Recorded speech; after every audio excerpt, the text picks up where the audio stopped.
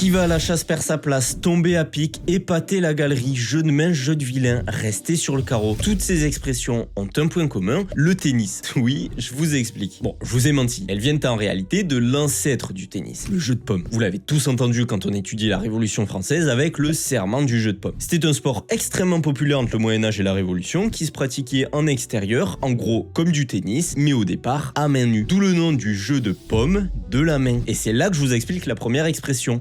Jeu de main, jeu de vilain. Entre le 15e et 16e siècle, le sport évolue vers un jeu de battoir ou de raquette. Le battoir, c'est une raquette en bois pleine, et la raquette, vous connaissez. Problème, ces deux objets étant d'un certain prix, leur usage était réservé aux plus fortunés, aux aristocrates. Résultat, les riches jouaient avec des raquettes ou des battoirs, et les pauvres, les gueux, la populace, les vilains continuaient de jouer avec les mains. Résultat, jeu de main, jeu de vilain, qui en fait de base voulait juste dire jeu de main, jeu de pauvre. Mais du coup, tous ces joueurs, ils avaient un public, et ce public, il se trouvait dans des espaces couverts autour du terrain pour profiter du spectacle. Des espaces que l'on appelle les galeries. Il arrivait donc que certains joueurs, de par leur niveau, réussissent à épater la galerie. Mais alors comment? Eh bien au hasard, en remportant une chasse par exemple. La chasse, c'est un point particulier du jeu de paume. Lorsqu'elle est obtenue et que le score de l'un des joueurs atteint 40, les joueurs changent de côté. Le joueur au service perd alors sa place favorable. Pourquoi favorable? Trop compliqué à expliquer. Retenez juste que oui, il remporte une chasse, mais qu'il aura un petit désavantage après en changeant de place. D'où le qui va à la chasse perd sa place. En revanche, il y a aussi des points qui donnent un avantage, comme une chasse-pique. Avoir la possibilité de réaliser ce point à certains moments décisifs de la partie assure un avantage énorme pour le joueur l'ayant réussi. Tomber à pic, c'est donc lorsqu'une chose arrive au bon moment. C'est exactement ce qu'il fallait, comme le point décisif du chasse-pique.